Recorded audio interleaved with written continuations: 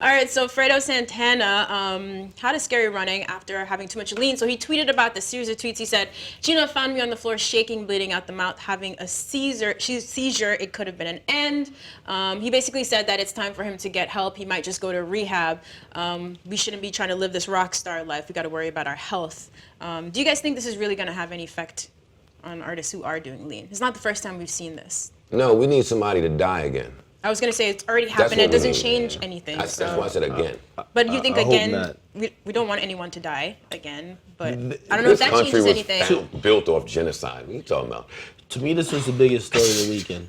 I just meant that, like, there's always, we're sad, we're outraged, we talk about change, but then 3 months later, everyone's back to doing what they do.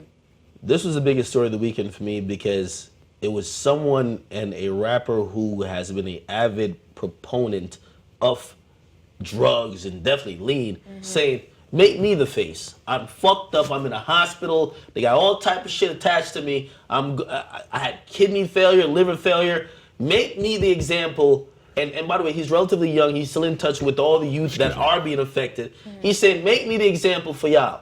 This ain't cool.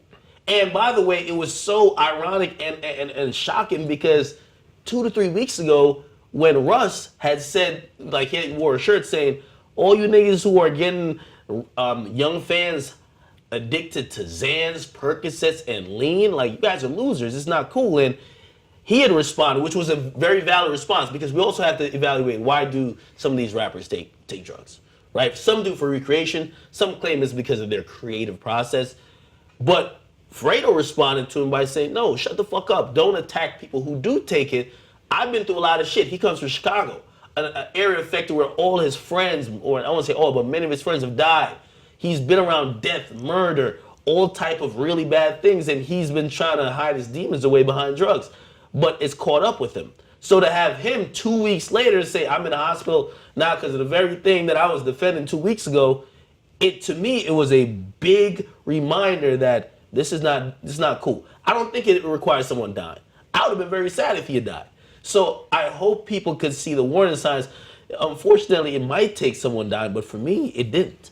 This was very big to me. And how did people respond to it? I'm sure you posted it, right? Positive response or just jokes? Yeah, a lot of positive responses in terms of saying, wow, to see him say it is crazy. It's kind of like saying, imagine, Future's promote a lot of drugs. I love Future, but if Future came out and said, whoa, listen, I gotta let y'all know this is bad, I would hope we would take a stock and be like, whoa, we might need to slow up. Him doing it definitely had the effect. Why would we be saying that? Because Future comes out and says that? Because he's been one of the heaviest proponent of the drug to young, impressionable minds.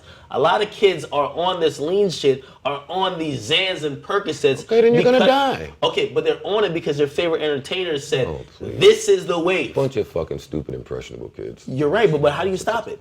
How do you stop it? I don't care. I got 2 kids. Okay. I don't care what these kids do. But think outside of yourself, right? For the culture, right? Heck, I've been rapping about mood and mind altering substances along with drug abuse, depression, and all types of serious matters for the better part of 17 years. So you're explaining this to me to say what?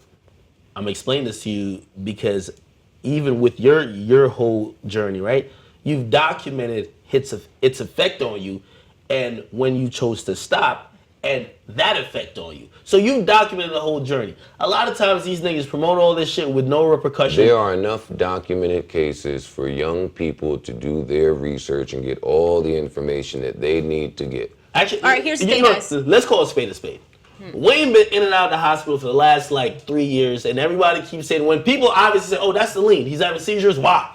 That's the lean. His team always comes out, it's not the drugs, it's just blah, blah, blah, blah. Now, it may be. But we see it too many times. We saw Rick Ross, all these people who admitted they were on the drink, who they would always deny it when they went to the hospital. They never gave the real-life consequences and repercussions as what comes with these drugs. To see someone to say, yo, it was the lean, you got me, I'm going into rehab. Even him saying going to rehab, and you know this.